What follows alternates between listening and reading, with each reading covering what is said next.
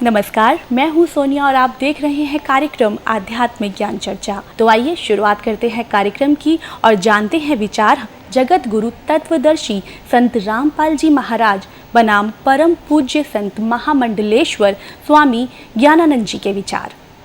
महाराज जी, आपका इष्ट देव कौन है? हमारे इष्ट अखिल कोटि ब्रह्मांड नायक जगत गुरु भगवान श्री कृष्ण हैं। श्री कृष्ण भगवान पूर्ण अवतार हैं। कृष्णस्तु भगवान स्वयं। महाराज जी, हमने सुना है कि ब्रह्मा, विष्णु और महेश भी किसी और की साधना करते हैं। ब्रह्मा, विष्णु, महेश सृष्टि के उत्पत्ति करता या सीधे शब्द कहें कर्ता, भरता, हरता के रूप में वो हैं। और मूल क्योंकि परमात्मा है तो इसलिए ब्रह्मा, विष्णु और शिव भी उस भगवान की आराधना करते ही हैं। महाराज जी, आपसे जानना चाहते हैं कि क्या ब्रह्मा जी, विष्णु जी, महेश जी की जन्म और मृत्यु होती है? हम जन्म और मृत्यु शब्द तो नहीं लगा सकते उनके साथ, लेकिन ये निश्चित है कि कहीं ना कहीं उनकी आयु सीमा है। जब हम त्रिदेव के रूप में उन्हें लेते हैं तो कहीं ना कहीं एक आयु सीमा साथ साथ रहती है। ब्रह्मा जी भी हर सर्ग में, सृष्टि के हर उत्पत्ति में ब्रह्मा जी आते हैं, उत्पत्ति करते हैं, और हर प्रलय में फिर ये देव जो है ये इस विराट परमात्मा में लीन हो जाते हैं। तो इसलिए जन्म और मृत्यु शब्द नहीं, सर्ग और उसके पश्चात उस विराट परमात्मा में एक रूपता, लय होने की स्थिति वो साथ साथ है। तो ये थे स्वामी ज्ञानानंद जी के विचार। और आइए अब जानते हैं आदरणीय इस्कॉन प्रमुख महंत दास जी के विचार। क्या ब्रह्मा, विष्णु, महेश भी किसी और इष्ट की साधना करते हैं? देखिए, ये तीनों के तीनों भगवान श्री कृष्ण का ही स्मरण करते हैं।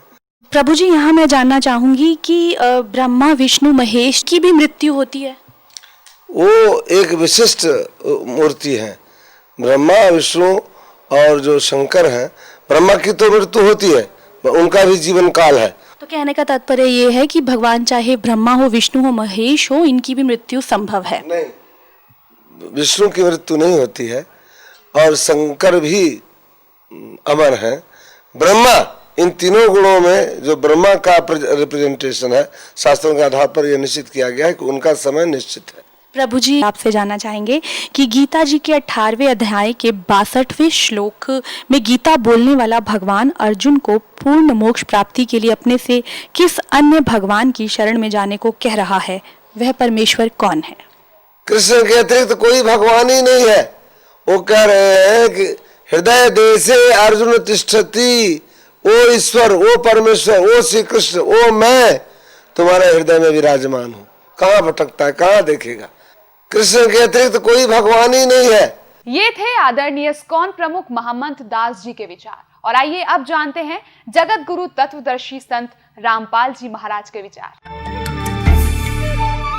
दंडवतम गोविंद गुरु बंधु अविजन सोए, पहले भये प्रणाम तिन नमो जो आगे होए। ये कृष्ण भगत, ये गुरु नकली कृष्ण जी के उपासक भ्रमित कर रहे हैं समाज को। कहते हैं कृष्ण ही तत्व है, श्री कृष्ण ही सब कुछ है, ये परम तत्व है, अविनाशी तत्व है। और फिर उसे प्रश्न किया, क्या ब्रह्मा, विष्णु, महेश नासवान है? हाँ, ब्रह्मा, विष्णु, महेश का जन्म मृत्यु तो नहीं कह सकते, स्वर्ग के बाद फिर उनका पूर्ण परमात्मा में विलीन हो जाते हैं और फिर स्वर्ग के बाद वापस आ जाते हैं। फिर प्रश्न किया कि ब्रह्मा, विष्णु, महेश किसकी साधना करते हैं? कहते हैं उस पूर्ण परमात्मा की साधना करते हैं। अरे विष्णु जो पूर्ण परमात्मा की साधना करते हैं तो फिर अखिल ब्रह्मांड का नायक क्यों हो गया यूँ? और यहाँ चौथे अध्याय के 34वें श्लोक में जो एंड वेंड कर रहे हैं, वो आबाई बक रहे हैं कि कृष्ण ही तत्व है, तत्व ही परमात्मा है, कृष्ण ही अविनाशी है, तत्व ही अविनाशी है। परमात्मा कहते हैं सटदल उआबाई बकदा, ये उआबाई बकते, इनको कोई ज्ञान नहीं है, भ्रमित करें, पूरे मानव समाज को बर्बाद करें। तो पुण्यात्माओं, इस प्रकार हमने परमात्मा सच्चिदानंद घन ब्रह्म की वाणी को जो उन्होंने स्वयं आकर के कबीर देव रूप में, धाणक कबीर रूप में, जुल्हा कबीर रूप में बनारस में बोली। धर्मदास साहिब जी ने, उनकी प्यारी आत्मा ने, जिनको परमात्मा मिले थे, उन्होंने लिपिबद्ध किया। उसके अंदर ये विशेष रहस्य और सब ज्ञान प्रमाणित है। सब प्रकार के यज्ञ कौन से करने चाहिए, कौन से ना करने चाहिए, और कौन सी साधना सही है, वो सब स्पष्ट लिखा हुआ है। आज इस दास के पास वो सब मसाला उपलब्ध है, वो जड़ी उपलब्ध है, जिससे जन्म और मृत्यु का रोग कटेगा और सदा हम सतलोक में जाकर सुखी रहेंगे। उसको प्राप्त करो, अपना कल्याण कराओ। गीता जी अध्याय नंबर 4 के श्लोक नंबर 32 में कहा है कि वो सच्चिदानंद घन ब्रह्म की वाणी में ये धार्मिक यज्ञों यानी अनुष्ठानों का विस्तृत उल्लेख है, और उनको जानने के बाद फिर कर्म बंधन से सर्वथा मुक्त हो जाएगा। उस ज्ञान को अब चौथे अध्याय के 33वें श्लोक में कहा है कि भाई दर्व यज्ञ से, यानी आंख मीच के कि मंदिर का लठ कटवा दिया, कि को दान धर्म कर दिया, कि भंडारे करवा दिया, कि कांबड़ बांट दिए। कहते हैं आंखें बंद करके दर्व यज्ञ करने की अपेक्षा वो ज्ञान यज्ञ श्रेष्ठ है। वो ज्ञान यज्ञ ही श्रेयकर है, वही लाभदायक है। ज्ञान यज्ञ का तात्पर्य सत्संग, तत्वदर्शी संत के वचन, उनको सुनना चाहिए। उसके बाद फिर उसके बताए अनुसार विधिवत साधना करने से और दान करने से लाभ होगा।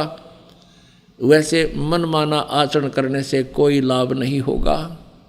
अब वो तत्व ज्ञान, वो सच्चिदानंद घन ब्रह्म की वाणी चौथे अध्याय के 32वें श्लोक में जिसके विषय में कहा गया है, वो सच्चिदानंद घन ब्रह्म के मुख से बोली गई है, वो कबीर वाणी चौथे अध्याय के 34वें श्लोक में कहा है। उस तत्व ज्ञान को, वो तत्व ज्ञान है। तत्वदर्शी संतों के पास जाकर संबंध, उस तत्व ज्ञान से तो गीता ज्ञानदाता यानी ब्रह्म भी अपरिचित है, वो अल्पज्ञ है, वो कंप्लीट ज्ञान नहीं रखता।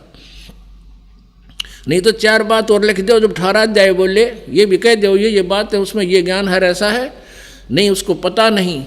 ये कृष्ण भगत, ये गुरु नकली कृष्ण जी के उपासक भ्रमित कर रहे हैं समाज को।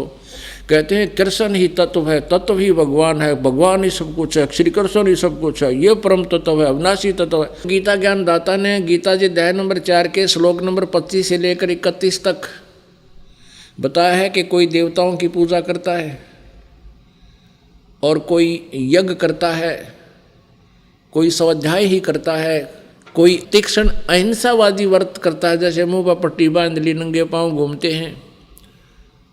ये सभी साधना करने वाले साधक अपनी अपनी साधनाओं को पाप नाशक मानते हैं, पाप नाशक जानते हैं।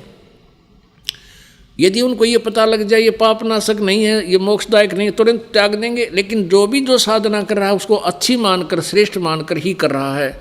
श्रीमद् भगवत गीता अध्याय नंबर 4 के श्लोक नंबर 32 में कहा है कि जो साधनाएं अभी मैंने 25 से लेकर 31 तक तुम्हें बताई, इस तरह की साधनाएं यज्ञ यानी धार्मिक अनुष्ठान, यज्ञ माने धार्मिक अनुष्ठान,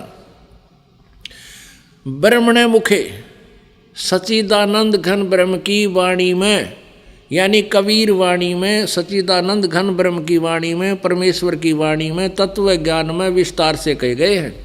उनको जानने के बाद फिर पूर्ण रूप से सभी पापों के, कर्मों के बंधन से मुक्त हो जाएगा। यहाँ गीता अनुवादकों ने अनर्थ कर रखा है, यहाँ ब्रह्मणे मुखे का अर्थ कर दिया वेद की वाणी। नहीं, वेद की वाणी तो काल बोल ही रहा है। और यजुर्वेद अध्याय नंबर 40 के श्लोक नंबर 10 से लेकर 13 में कि वेद ज्ञानदाता भी ब्रह्म ही है। ये चारों वेद जो परमात्मा ने दिए थे वो अपने पुत्र ब्रह्मा को दिए हैं। इसमें स्वयं ये बीच में वक्ता भी बना है। ये कहता है कि उस परमात्मा के बारे में कोई संभवात माने जन्म लेने वाला, कोई असंभवात जो जन्म नहीं लेता, निराकार बताते हैं। उसके विषय में भी तत्वदर्शी संतों से पूछो, वही वास्तविकता बताएंगे। परमात्मा साकार है व निराकार। और यजुर्वेद अध्याय नंबर 40 के श्लोक नंबर 10 से लेकर 13 में ये भी स्पष्ट किया है। वेद ज्ञानदाता कहता है कि किसी ने अक्षर ज्ञान हो गया वो तो विद्वान कहलाता है, जिसको अक्षर ज्ञान नहीं उसको अविद्वान कह देते हैं। विद्वान और अविद्वान की परिभाषा भी वो तत्वदर्शी संत बताएगा, उससे सुनो।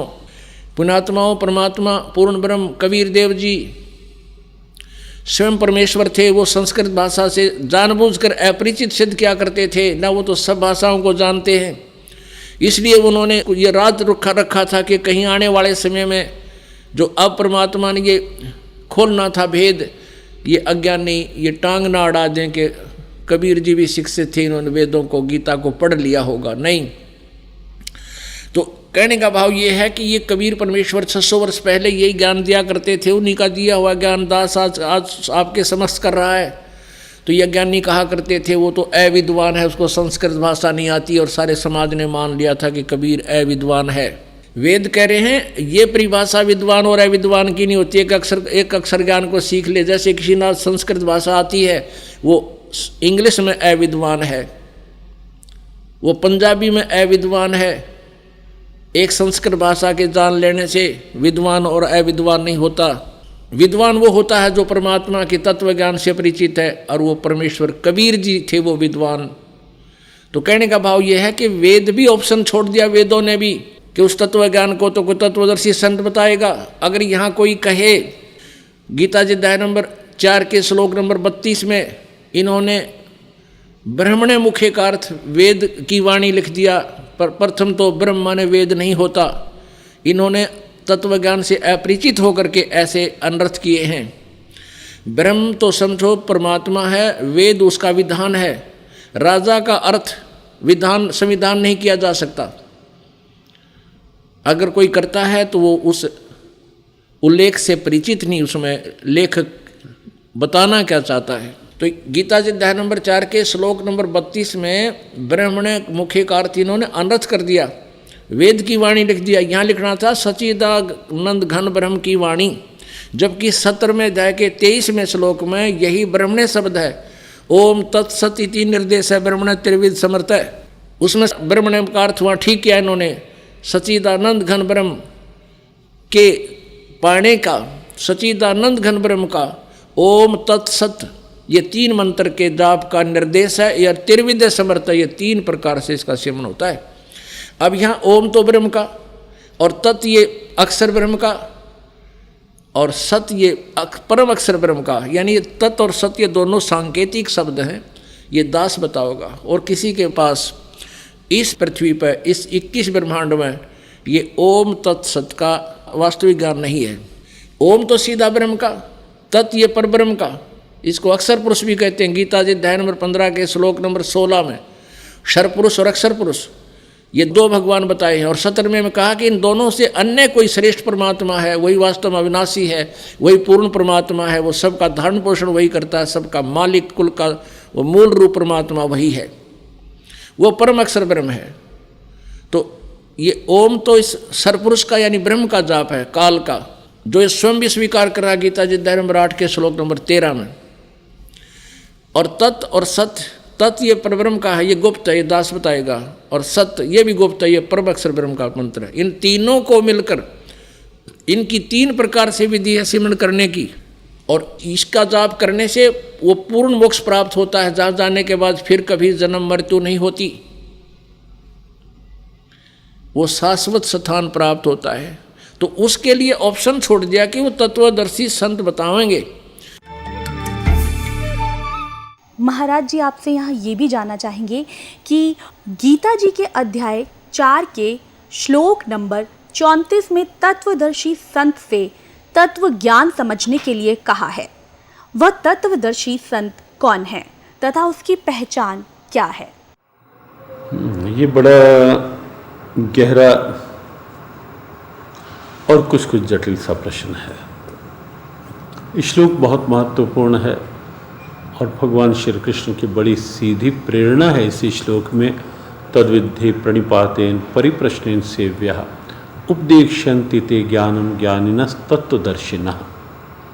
भगवान ने कहा उस ज्ञान की प्राप्ति के लिए तो तत्वदर्शी महापुरुष का आश्रय ले। एक बात तो ये है कि भगवान कृष्ण सर्वज्ञान संपन्न हैं। तत्वदर्शी महापुरुष वो हैं जिन्होंने उस तत्व का साक्षात्कार लिया है।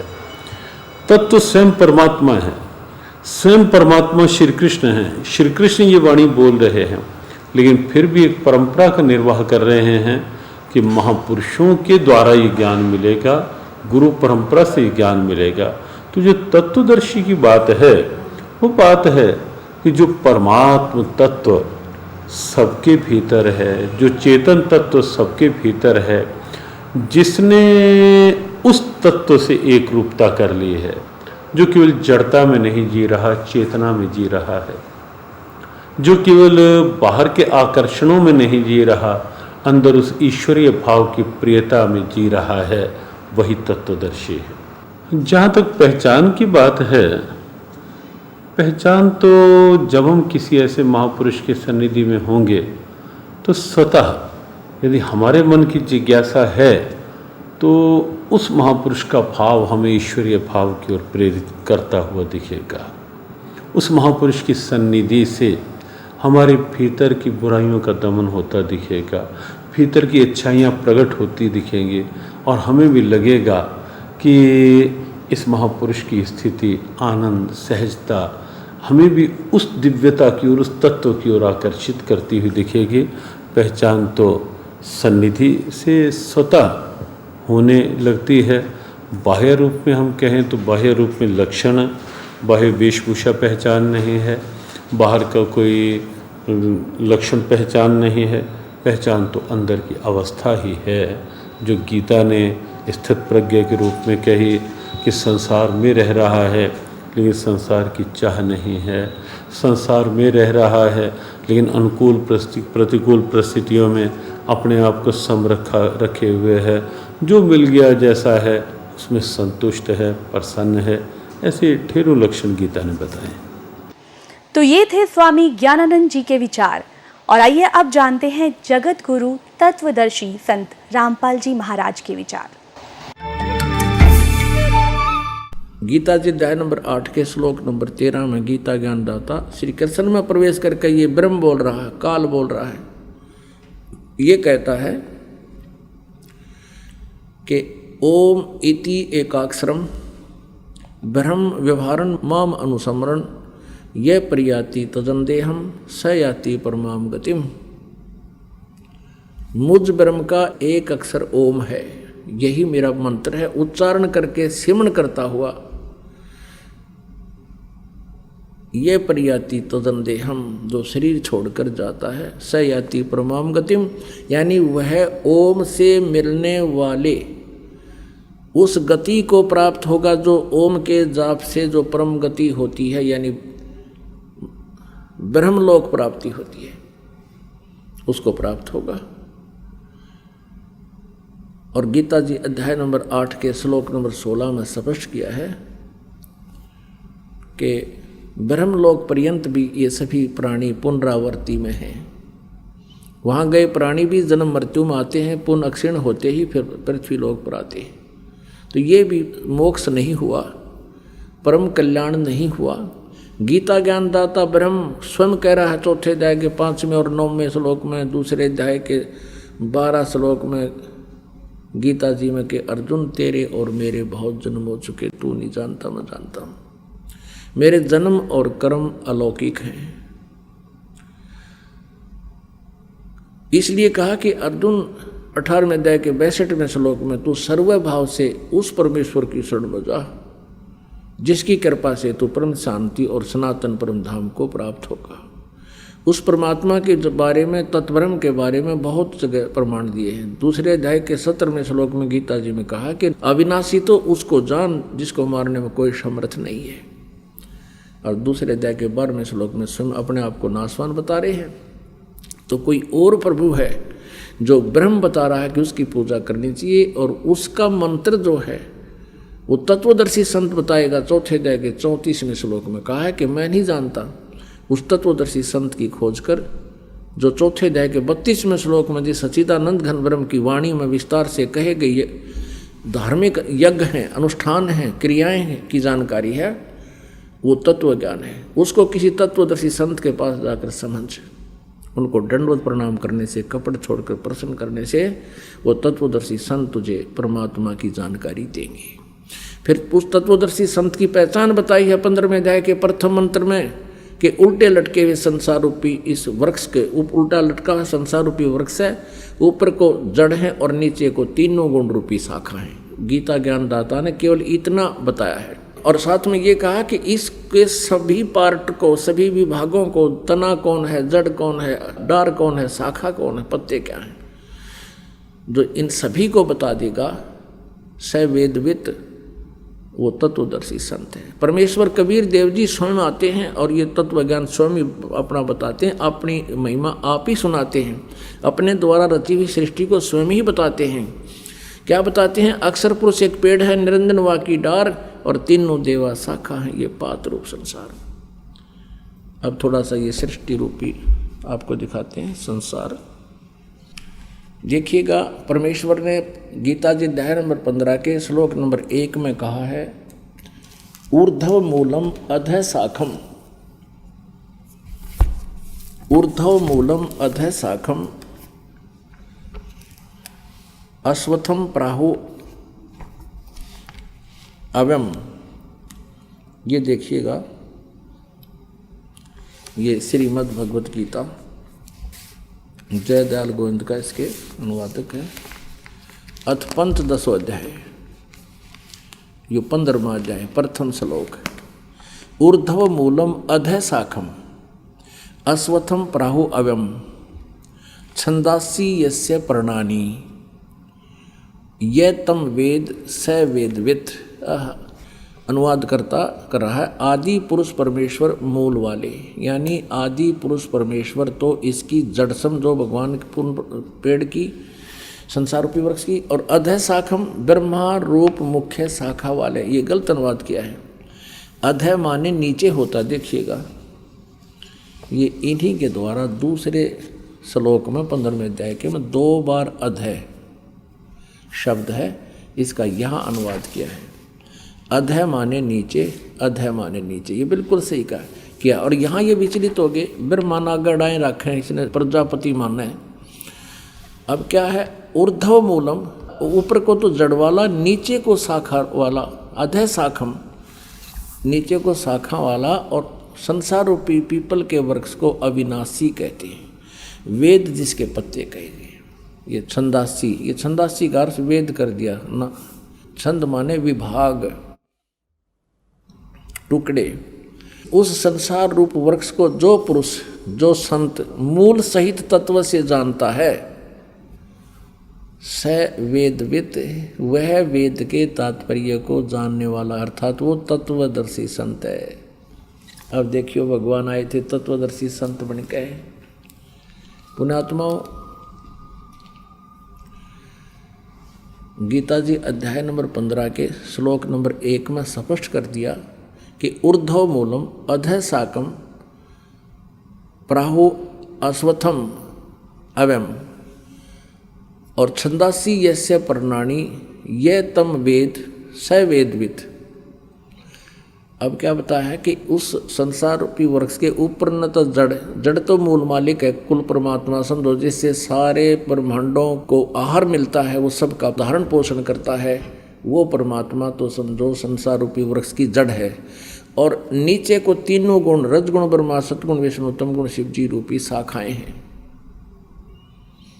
और जो संत इनके सभी पार्ट्स को, सभी विभागों को बता देगा, तना कौन है, मूल कौन है, टार कौन है, और पत्ते कौन, शाखा कौन, सवेदवित, वो तत्वदर्शी संत है। परमेश्वर ने 600 वर्ष पहले बताया था। देखिएगा, ये अब संसार रूपी वृक्ष का चित्र। ऊर्ध्व मूलम अधः शाखम, ऊपर को जड़ वाला, जड़ तो समझो पूर्ण परमात्मा परम अक्षर ब्रह्म है, और नीचे को शाखा वाला। परमात्मा ने कहा अक्षर पुरुष एक पेड़ है, ये समझो इतना। पृथ्वी से बाहर जो दिखाई देता है उसको पेड़ कहते हैं।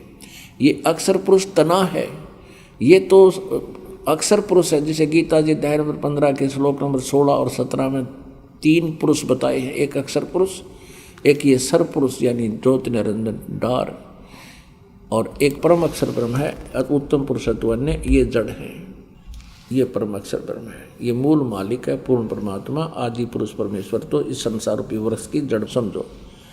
तो क्या बताया परमात्मा ने कि अक्षर पुरुष एक पेड़ है और ज्योत निरंजन वा की डार, इसको सरपुरुष भी कहते हैं, ब्रह्म भी कहते हैं, इसको काल भी कहते हैं।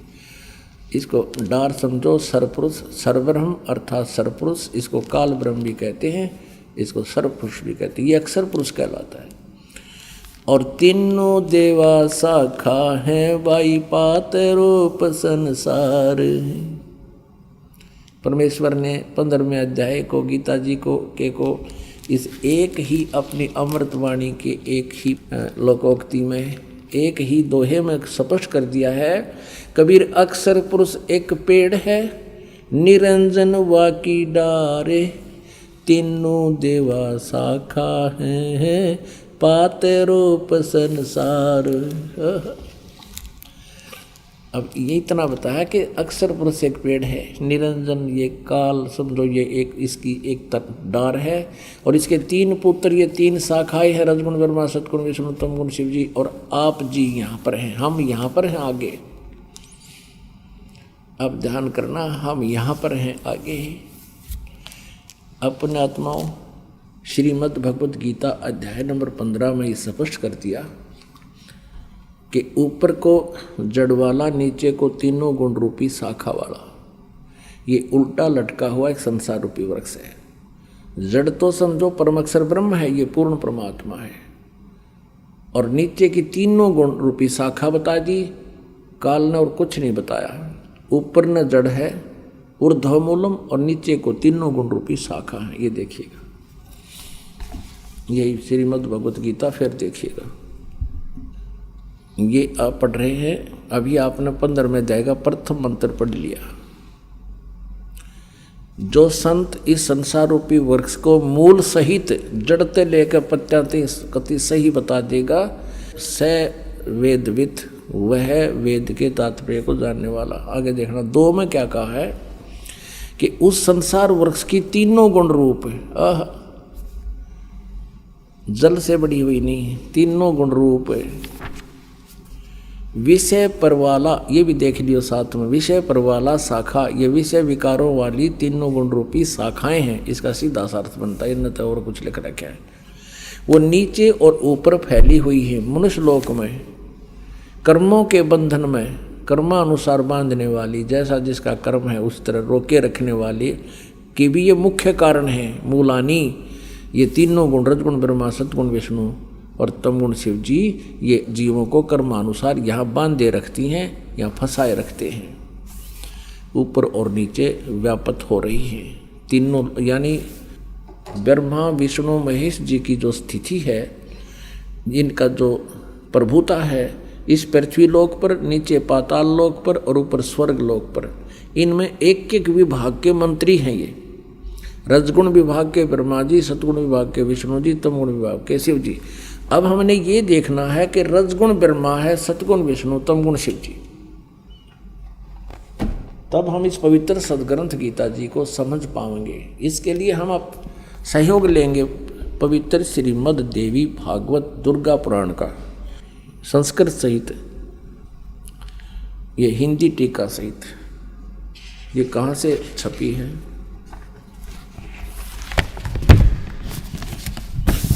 अथ देवी भागवतम सभाष्टीकम सहमात्यम, खेमराज श्रीकर संदास प्रकाशन, बम्बई से। हम आते हैं 3रे स्कंद में। ये है अथ श्रीमद् देवी भागवते भाषा टीका युक्ते, 3य स्कंद है प्रारंभते। अब आज के यहाँ पर अब इसके 5वें अध्याय में 11 पृष्ठ पे 3य स्कंद अध्याय 5 के और 8वें मंत्र को पढ़ेंगे। 7वां यहाँ समाप्त हुआ, 8वां है ये स्टार्ट हुआ। भगवान शंकर कहते हैं, हे माते दुर्गा को, यदि हमारे ऊपर सदा आप दया युक्त हो तो हमको तमोगुण में, शंकर जी करे मुझे तमोगुण क्यों बना दिया, किस प्रकार प्रदान किया, ब्रह्मा रजोगुण और हरि सतगुण युक्त क्यों किए हैं। अब फिर अभी संस्कृत और देख लेंगे हम, क्योंकि देवनागरी लिपि है, आसानी तो समझ में आ जाएगी। यहाँ 7वां श्लोक समाप्त हुआ, 8वां प्रारंभ हुआ। यदि दया धर्मना न सदाम्बिके, यदि आप हमारे ऊपर दया युक्त हो तो हे अंबिके, हे माता, कथम अहम विहित है, मैं क्यों उत्पन्न कर दिया, मैं क्यों बना दिया, क्यों उत्पन्न कर दिया तमोगुण, मैं तमोगुण क्यों उत्पन्न कर दिया। और कमल से उत्पन्न होने वाले ब्रह्मा जी को रजोगुण संभव, आपने रजोगुण क्यों बना दिया, क्यों उत्पन्न संभव उत्पन्न करना। और सुविहित के मुँह सतोगुण हरि और विष्णु जी को आपने सतोगुण क्यों बना दिया। इति सिद्धम रजगुण ब्रह्मा सतगुण विष्णु तमगुण शिव जी। फिर देखिएगा शिव पुराण गीता प्रेस गोरखपुर से प्रकाशित है। इसके 110 पृष्ठ पर आपको दिखाते हैं। इसके संपादक हनुमान प्रसाद पोदार ओनली। इसमें स्पष्ट किया है कि ब्रह्मा विष्णु महेश में गुण हैं। ये है पृष्ठ 110 संक्षिप्त शिव पुराण 9वां अध्याय रुद्र संहिता 9वां अध्याय। इस प्रकार ब्रह्मा विष्णु तथा रुद्र इन 3 देवताओं में गुण हैं। रजगुण ब्रह्मा है, सतगुण विष्णु, तमगुण शिव जी। रुद्र यानी महेश भी कहते हैं इसको। और परंतु शिव, ये काल खुद शिव रूप में प्रकट हो जाता है, कभी ब्रह्मा रूप में हो जाता है, परंतु शिव गुणातीत माने गए। यानी काल जो है ब्रह्मा विष्णु महेश और शिव से अलग है। अभी भी आपको दिखाया था, अब फिर थोड़ा दिखाना पड़ेगा। वही प्रकरण है कि एक बार ब्रह्मा विष्णु महेश का आपस में झगड़ा हो गया और इस बात पर मैं तेरा बाप, विष्णु कहता मैं तेरे बाप, ब्रह्मा जी कहते मैं तेरा बाप। इनके बीच में स्तंभ खड़ा कर दिया। ये 24 पृष्ठ पर संक्षिप्त शिव पुराण में और विद्वेश्वर संहिता में। तो यहाँ इन दोनों का झगड़ा हुआ तो वो काल आ गया बीच में। फिर वो कहता है, ब्रह्मा और विष्णु ने पूछा, प्रभु सृष्टि आदि 5 कर्तव्यों के लक्षण क्या क्या हैं, यह हम दोनों को बताइए। भगवान शिव बोले, ये काल बोला इनका बाप पिताजी। अब देखिएगा 26 पृष्ठ पे हम थोड़ा सा कंसेप्ट क्लियर करेंगे कि शंका ना रह जाए। 26 पृष्ठ पे नीचे आइएगा। यो काल बोला, पुत्रों तुम दोनों ने तपस्या करके प्रसन्न हुए मुझ परमेश्वर से सृष्टि और स्थिति नामक 2 कृत प्राप्त किए। और इसी प्रकार मेरी विभूति स्वरूप रुद्र और महेश ने, एक मैं नहीं है, ने 2 अन्य उत्तम कृत संहार और तिरोभाव मुझसे प्राप्त किए। इससे सिद्ध हो गया कि ब्रह्मा विष्णु महेश से अलग है ये शिव पुराण बोलने वाला। तो ये सिद्ध हो गया कि रजगुण ब्रह्मा है, सतगुण विष्णु, तमगुण शिव जी। और बताते हैं,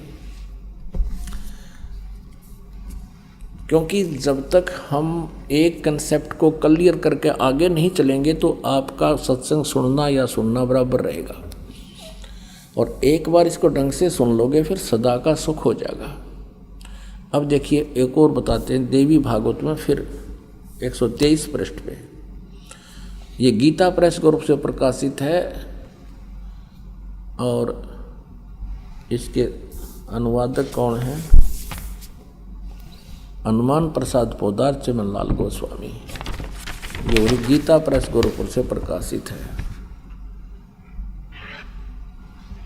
इसके 123 पृष्ठ पर देखिए, 3रे स्कंद में, 3रा स्कंद। तुम शुद्ध स्वरूपा हो। भगवान विष्णु कह रहे तुम शुद्ध स्वरूपा हो, ये सारा संसार तुम्हीं से उद्भासित हो रहा है। मैं ब्रह्मा और शंकर हम सभी तुम्हारी कृपा से विद्यमान हैं। हमारा आविर्भाव मन जन्म और तिरोभाव बिन मृत्यु हुआ करता है। केवल तुम ही नित्य हो, जगत जननी हो, प्रकृति और सनातनी देवी हो। स्पष्ट है, विष्णु जी स्वयं कह रहे हैं हमारा तो जन्म और मृत्यु होता है, हम अविनाशी नहीं हैं और तू हमारी माता है। शंकर भगवान बोले, देवी यदि महाभाग विष्णु तुम्ही से प्रकट हुए हैं तो उनके बाद उत्पन्न होने वाले ब्रह्मा भी तुम्हारे ही बालक हुए। हाय फिर मैं तमोगुणी लीला करने वाला शंकर क्या तुम्हारी संतान नहीं हुआ? अर्थात मुझे भी उत्पन्न करने वाली तुम ही हो शिवे। संपूर्ण संसार की सृष्टि करने में तुम बड़ी चतुर हो।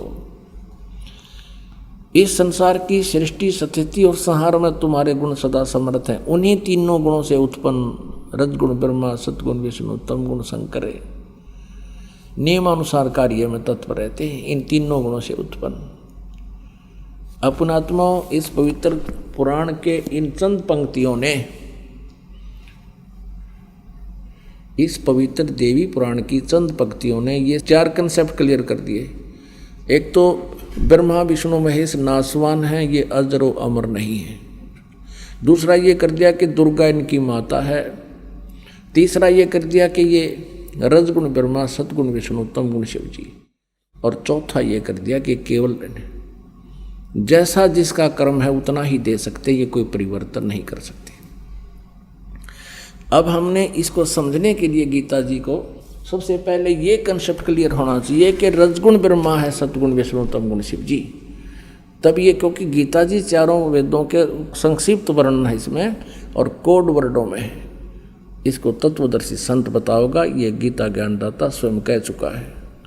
अब देखिएगा मार्कंडे पुराण में, मार्कंडे पुराण सचित्र मोटा टाइप, गीता प्रेस गोरखपुर से प्रकाशित है। इसके 123 पृष्ठ पर देखिएगा। इस प्रकार स्वयंभू परमात्मा की 3 अवस्थाएं हैं। रजगुण प्रधान ब्रह्मा, तमोगुण प्रधान रुद्र, सत्व प्रधान विश्वपालक विष्णु है। और यही 3 देवता हैं और यही 3 गुण हैं। रजगुण ब्रह्मा, सतगुण विष्णु, तमगुण शिव जी, ये तीनों गुण भी कहलाते हैं इति सिद्धम। पुण्यात्माओं, अब हम श्रीमद् देवी भागवत को बहुत आसानी से समझेंगे। देखिएगा, ये श्रीमद् देवी भागवत जयदाल गोविंद का इसके अनुवादक हैं, गीता प्रेस गोरखपुर से प्रकाशित है। ये 15वें अध्याय का, हम 15वें अध्याय का प्रथम मंत्र हमने पढ़ लिया। और दूसरा ये है कि इस संसार की तीनों गुण रूप रजगुण ब्रह्मा, सतगुण विष्णु, तमगुण शिव जी रूप, ये शाखाएं हैं। यहाँ देखिएगा, विषय परवाला शाखा, विषय परवाला शाखा, विषय भोग यानी विकारों वाली ये शाखाएं ऊपर और नीचे फैली हुई हैं। मनुष्य लोक में कर्मों के बंधन में कर्मानुसार बांधने वाली भी ये तीनों गुण ब्रह्मा विष्णु महेश बांधन की मुख्य कारण हैं, जड़ हैं।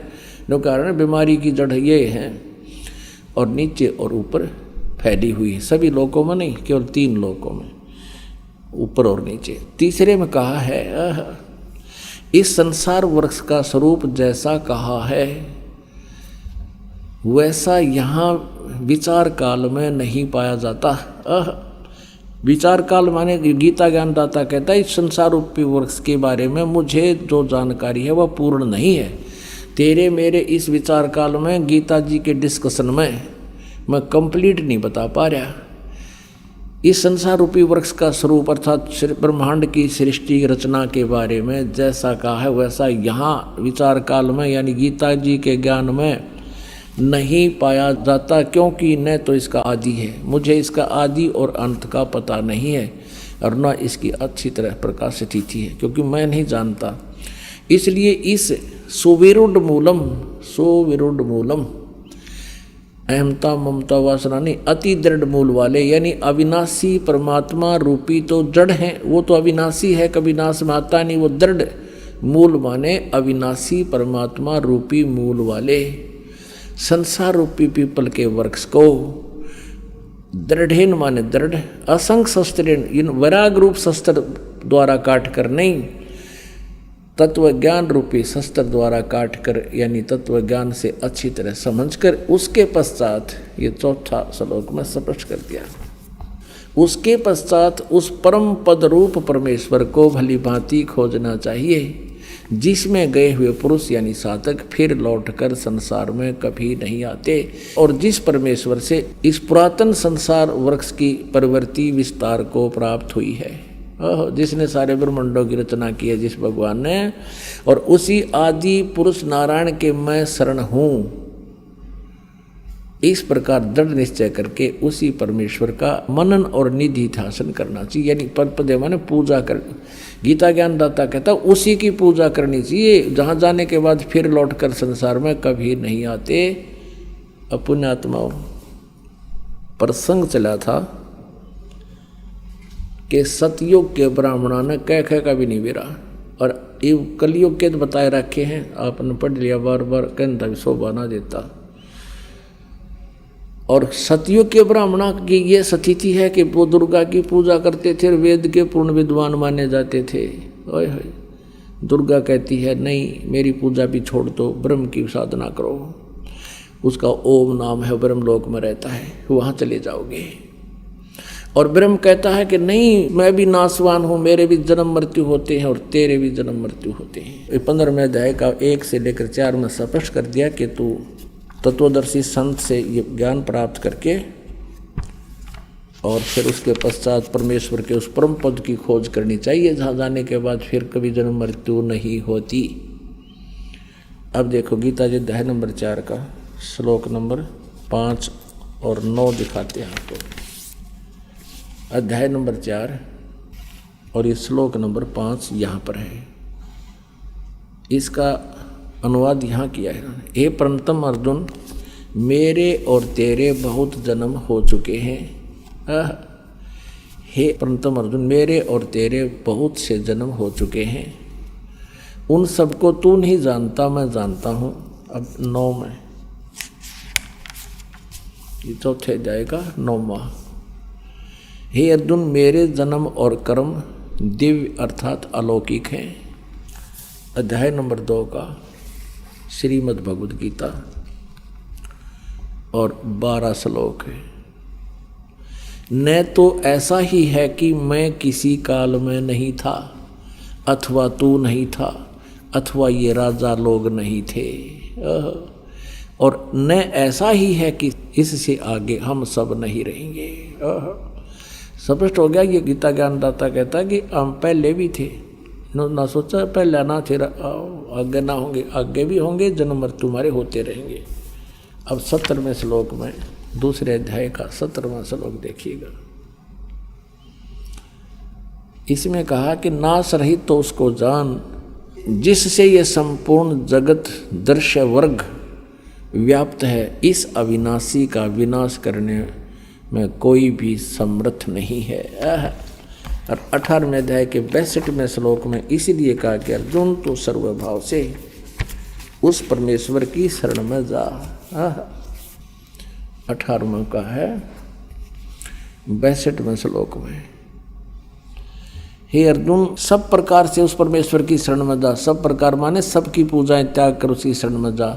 उस परमात्मा की कृपा से ही तू परम शांति को तथा सनातन परम धाम को प्राप्त होगा, फिर तेरी जन्म मृत्यु नहीं होगी। पुण्यात्मा, कुछ भक्त जन ये समझते हैं कि संत रामपाल जो है ब्रह्मा विष्णु महेश की जो है ना आलोचना करता है। नहीं, और ये भी कहते हैं कि ब्रह्मा विष्णु महेश जी की पूजाएं छुड़वाता है। पुणात्मा, ना तो कुछ छोड़ना है, हमने अपनी साधना को शास्त्र अनुकूल करना है, जो हमारे सदग्रंथों में लिखा, जिससे हमें लाभ होगा। जैसे संसार रूपी एक वृक्ष है, अभी आपने देखा, और पुण्यात्मा, आप जी ने कोई आम का पेड़ बोना है, आप जी ने कोई भक्ति कर्म करना है, आम का पौधा बीजना है, तो कैसे बीजोगे? उसको जड़ की तरफ से गमले में तो पौधा बनाओगे और फिर मिट्टी में भी गड्ढा खोद कर जड़ की तरफ से लगाओगे, और फिर जड़ की सिंचाई करोगे, मूल की, जड़ों की। तो जड़ की यानी मूल की सिंचाई करने से संसार रूपी ये पौधा बड़ा होगा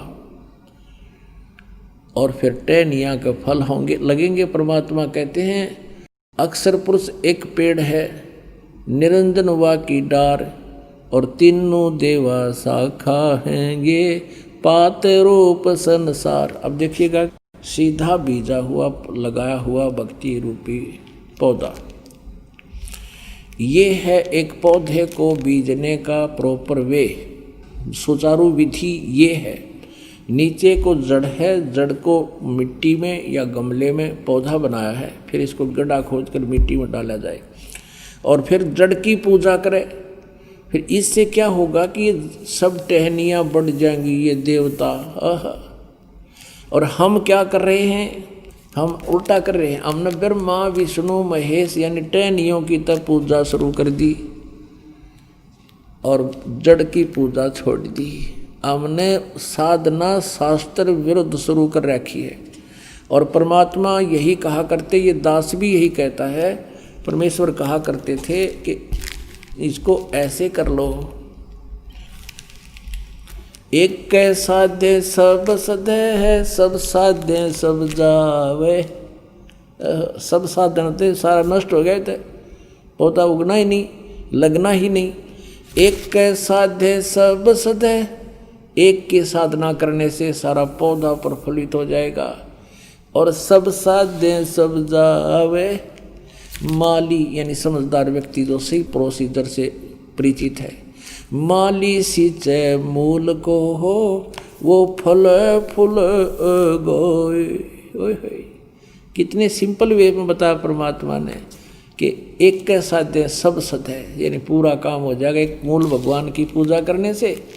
और सब साध्य सब जावे, ये तो नाश कर दिया भक्ति का। हम ऐसा कर रहे हैं, सचमुच ऐसी साधनाएं कर रहे हैं, गीता और वेदों के अनुसार ना करके मनमुखी साधनाएं कर रहे हैं। ये कृष्ण भगत, ये गुरु नकली कृष्ण जी के उपासक भ्रमित कर रहे हैं समाज को। कहते हैं कृष्ण ही तत्व है, श्री कृष्ण ही सब कुछ है, ये परम तत्व है, अविनाशी तत्व है। और फिर उसे प्रश्न किया, क्या ब्रह्मा विष्णु महेश नाशवान है? हाँ, ब्रह्मा विष्णु महेश का जन्म मृत्यु तो नहीं कह सकते, स्वर्ग के बाद फिर उनका पूर्ण परमात्मा में विलीन हो जाते हैं और फिर स्वर्ग के बाद वापस आ जाते हैं। फिर प्रश्न किया कि ब्रह्मा विष्णु महेश किसकी साधना करते हैं? कहते हैं उस पूर्ण परमात्मा की साधना करते हैं। अरे विष्णु जो पूर्ण परमात्मा की साधना करते हैं तो फिर अखिल ब्रह्मांड का नायक हो गया यूँ। और यहाँ चौथे अध्याय के 34वें श्लोक में जो एंड वेंड कर रहे हैं, बुआ बाई बक रहे हैं कि कृष्ण ही तत्व है, तत्व ही परमात्मा है, कृष्ण ही अविनाशी है, तत्व ही अविनाशी है। परमात्मा कहते हैं सटदल उआ बाई बकदा, ये उआ बाई बकते, इनको कोई ज्ञान नहीं है, भ्रमित करें, पूरे मानव समाज को बर्बाद करें।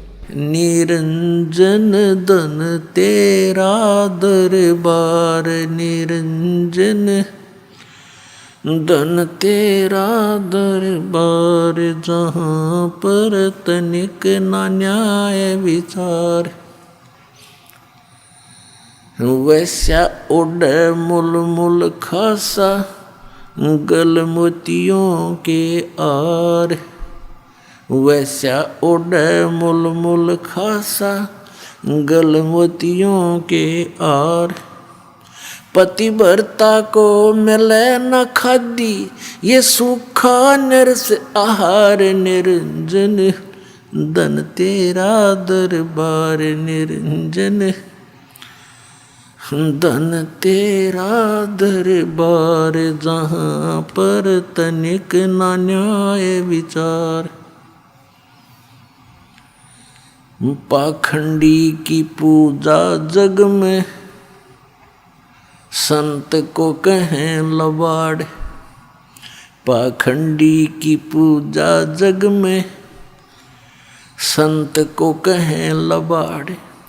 अज्ञानी को परम विवेकी, ज्ञानी को मूढ़ गंवार। निरंजन धन तेरा दरबार, निरंजन धन तेरा दरबार, जहाँ पर तनिक न न्याय विचार। कह कबीर सुनो भाई साधो, यहाँ सब उल्टा व्यवहार। कह कबीर सुनो भाई साधो, यहाँ सब उल्टा व्यवहार। सच्चों को तो ये झूठा बतावें, इन झूठों का एतबार। निरंजन धन तेरा दरबार, निरंजन धन तेरा दरबार, जहाँ पर तनिक ना न्याय विचार।